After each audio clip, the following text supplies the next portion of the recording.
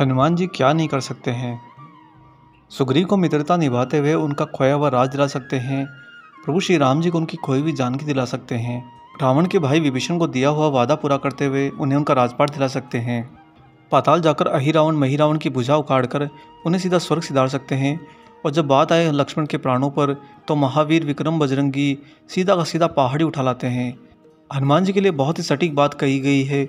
कौन सा काज कठिन जग माही, जो नहीं होए तात तुम पाही। नमस्कार दोस्तों, स्वागत है एक बार फिर से आप सभी का आपके अपने चैनल हनुमान से परिवार में। आशा करते हैं प्रभु श्री हनुमान जी और परम पूज्य गुरुदेव बाबा नीमकरोली महाराज जी आप सभी भक्तों पर असीम कृपा सदैव बनाए रखें और आपके जीवन को बहुत ही तरक्की और सुख की ओर अग्रसर करते रहें। भक्तगण हमेशा महाराज जी को रिझाने के लिए और उनकी विशेष कृपा प्राप्त करने के लिए उन्हें हनुमान चालीसा जरूर सुनाया करते थे। और कुछ भक्त तो महाराज जी को बहुत ही नियमित होकर रामायण का पाठ भी सुनाते। ये सब इसलिए दोस्तों क्योंकि हनुमान जी अपने जो शारीरिक रूप के अंदर यहाँ पर बाबा नीमकरोली रूप के अंदर हमारे बीचों बीच रहे हैं और हमारे बीचों बीच एक आयाम के रूप में अभी भी हैं, उसका मुख्य और सत्य रूपी अस्तित्व ही स्वयं हनुमान है। इसी कारण से महाराज जी को भी हनुमान चालीसा और रामायण बहुत ही अति प्रिय रही है। परंतु चूंकि मानव शरीर होने के कारण कभी महाराज जी ने इस बात का आधिपत्य नहीं दिया, नहीं दिखाया। और ये दोस्तों सिर्फ महाराज जी तक ही सीमित नहीं है। जब जब भी ईश्वर ने इस धरती पर अवतरण लिया है उन्होंने हमेशा अपने आप को अपने अवतरण के आधिपत्य से दूर रखा है। इसका मुख्य कारण होता है कि बाकी के जो मनुष्य हैं ये इंद्रियों के वश में होते हैं और इंद्रियों के वश में होने के कारण वो धर्म को क्षति पहुंचा सकते हैं। ये देख करके सामने एक मानव शरीर अपने अंदर ईश्वरीय तत्व का आधिपत्य ग्रहण करके उसका बखान कर रहा है। इसीलिए महाराज जी ने हमेशा एक बात कही कि मुझसे कुछ ना कहो, सीधा हनुमान से कहो। जिसका अभिप्राय यह है कि अगर तुम हनुमान को कुछ कहते हो तो महाराज जी स्वतः सुन लेते हैं। और महाराज जी हनुमान तत्व के अंदर आपका आगे पीछे का तो वैसे ही सब कुछ जानते हैं। बाबा नीमकरोली महाराज जी जब अपने भक्तों पर कृपा करते हैं तो उस कृपा का कोई ओर छोड़ नहीं रखते। हो सकता है कि आपने महाराज जी की बहुत सारी लीलाएं सुनी हो या आपके अपने इस चैनल हनुमान से परिवार पर ही महाराज जी की बहुत सारी लीलाएं आपने सुनी हो, जिनमें महाराज जी की शायद सर्वोपरि लीला जिसका आभास होता है वह है किसी मृत को प्राणदान देना। जी हाँ दोस्तों, बाबा नीमकरोली महाराज जी एकमात्र ऐसे अलौकिक संत हुए हैं जिनमें प्राणदान देने का सामर्थ्य है।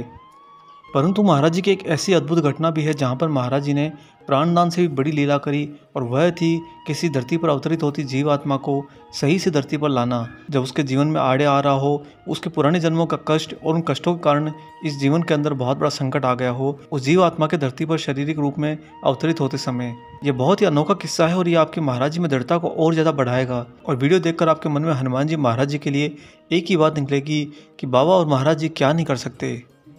इससे पहले हम आगे बढ़ें, आपसे यहाँ पर एक छोटी सी गुजारिश करते हैं।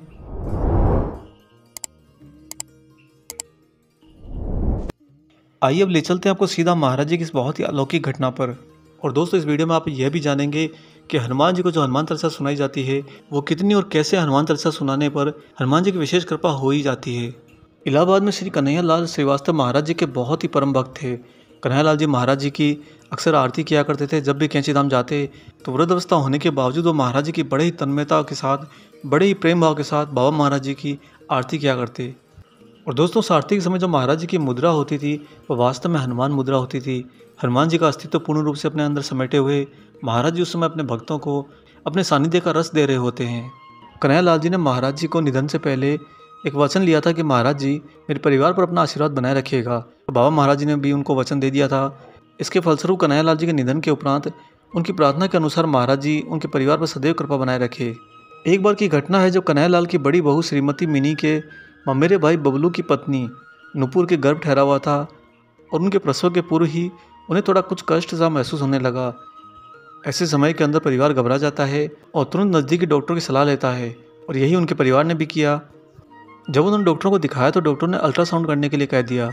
चूँकि अल्ट्रासाउंड तो क्या बीमारी है, क्या तकलीफ है उसको देखने के लिए किया गया था, परंतु इसके द्वारा ये भी परिणाम साफ हो गया कि अंदर जो जीवात्मा आई है वो बच्ची स्वरूप में है और उसका जो सिर और धड़ है वह तो पूर्ण रूप से विकसित हो चुका है, परंतु उसका जो बाकी का शरीर है वह विकसित नहीं हो रहा। अभी भी गर्भ में बच्ची के हाथों और पैरों के विकास सिर्फ 2 माह के बच्चे जैसा है, यानी कि शारीरिक रूप से वह शायद बोनी के रूप में जन्म लेगी। अब एक माता पिता के लिए सबसे बड़ी दुविधा यही होती है कि जब बच्चे को जन्म दे रहे हों और उससे पहले ही पता चल जाए कि बच्चे के ऊपर पूरे जन्म भर के संकट का काल साथ आ रहा है, तो सोचिए कि माता पिता के हृदय पर क्या बीतती होगी। जब डॉक्टर ने यह सब कुछ स्पष्ट कर दिया तो बबलू जी ने इसकी पुष्टि के लिए अन्य जगह पर भी अल्ट्रासाउंड कराना उचित समझा। तो नतीजा यही निकला कि बच्ची वास्तव में बोनी है, उसका शारीरिक विकास प्राकृतिक रूप से नहीं हो पा रहा है। और कुछ लोगों ने तो यह बात तक कह दी कि शायद ये पिछले जन्मों के बुरे कर्मों का फल है। अब जो मनुष्य महाराज जी के सानिध्य में उनके परम अस्तित्व की दिन रात पूजा करता हो, उनकी भक्ति करता हो, उनको भजता हो, उसके जहन में तो कितनी बड़ी चोट लगती है जब ये सुनकर कि शायद पिछले जन्मों के बुरे कर्मों के कारण इस जन्म के अंदर सही से शरीर का अवतरण नहीं हो पा रहा है। अब जब बबलू जी को ये पूर्ण रूप से पुष्टि हो गई कि उनका आने वाला बच्चा जो है वो बोना ही स्वरूप में है, तो ये जानकर बबलू और उनके परिवार के लोग बुरी तरह से घबरा गए। तब बबलू ने मिनी के यहाँ पर फ़ोन करके श्री माँ के बारे में पता किया। उस समय श्री माँ विरामपुर जो कि मद्रास में है वहाँ के आश्रम में विद्वान थी। तब मिनी ने फ़ोन पर ही श्री माँ को सारी स्थिति से अवगत कराया और श्री माँ के सामने फूट फूट कर रोने लगी कि माँ हमारे साथ ऐसा क्यों हो रहा है। तब श्री माँ ने उन्हें विरमपुर आश्रम ही बुला लिया। सभी लोग मद्रास की यात्रा के लिए निकल गए और साथ में उन सारी अल्ट्रासाउंड रिपोर्ट को भी लेकर गए। 26 जनवरी का दिन था जब ये मद्रास में विरमपुर पहुंच चुके थे और वहां जाकर श्री माँ को सारी की सारी अल्ट्रासाउंड रिपोर्ट सौंप दी। तब पूजनीय श्री माँ ने बबलू को सांत्वना देते हुए कहा कि बिल्कुल भी घबराओ मत, महाराज जी से मंदिर में जाकर प्रार्थना करो, उन्हें 11 बार हनुमान चालीसा का पाठ जरूर सुनाओ, सब ठीक हो जाएगा, महाराज जी क्या नहीं कर सकते। दोस्तों, जब श्री सिद्धि माँ ने ये बात कही थी तब बबलू जी ने यह देखा कि श्री माँ ने आंखें बंद करके बड़ी दृढ़ता के साथ ये बात कही थी, जैसे कि वो अंतर्मन में महाराज जी से ही इस बात की पुष्टि भी कर रही थी कि बाबा महाराज जी सब कुछ कर लेंगे। श्री माँ ने बबलू जी को हनुमान चालीसा पढ़ने का बोलकर उनके द्वारा लाई गई सारी अल्ट्रासाउंड की रिपोर्टों को वहीं पर महाराज जी के कंबल के नीचे रख दिया। बबलू जी ने महाराज जी के विग्रह के सामने बैठकर हनुमान चालीसा के 11 बार निरंतर पाठ किया। परंतु कहते हैं ना कि जब तक भक्त की परेशानी का हल ना निकले तब तक उसका मन पूर्ण रूप से विचलित रहता है और हर क्षण उसको यही लगता है कि काम होगा कि नहीं होगा, मेरा समाधान निकलेगा कि नहीं निकलेगा। जैसे तैसे वो दिन निकला और अगले दिन सुबह ही श्री माँ से उन्होंने वापसी की इजाज़त ली। जब माँ से उन्होंने कहा कि माँ हमने हनुमान चालीसा का पाठ कर लिया है और अब हम वापस लौटना चाहते हैं, तो श्री माँ ने उनसे कहा कि लखनऊ जब पहुँचो तो वहाँ पहुँचकर महाराज जी और हनुमान जी को 108 बार हनुमान चालीसा का पाठ सुनाना और यह करना बिल्कुल भी मत भूलना। तत्पश्चात बबलू जी श्री माँ का आशीर्वाद लेकर वापस लौट आए और जब लखनऊ आए तो सीधा का सीधा हनुमान मंदिर पहुँच गए और वहीं हनुमान मंदिर में बैठकर हनुमान जी और महाराज जी को निरंतर हनुमान चालीसा का पाठ सुनाते रहे। जो ही उनका 108वां हनुमान चालीसा पूर्ण हुआ, इधर उनकी पत्नी नूपुर के प्रसव पीड़ा शुरू हो गई और यह दिन जब वो हनुमान चालीसा पढ़ रहे थे यह था 29 जनवरी का दिन। जल्दी जल्दी उनकी पत्नी को अस्पताल में भर्ती कराया गया और वहाँ ऑपरेशन के द्वारा उनका बच्चा हुआ। परंतु जो बच्ची उनको पैदा हुई दोस्तों, उसको देखकर डॉक्टर ही नहीं सारे के सारे उपस्थित लोगों ने दांतों तले अंगुली दबा ली, क्योंकि जो अल्ट्रासाउंड रिपोर्ट थी उनके अनुसार उनकी बच्ची को पूर्ण रूप से बौना स्वरूप में ही इस धरती पर अवतरित होना था।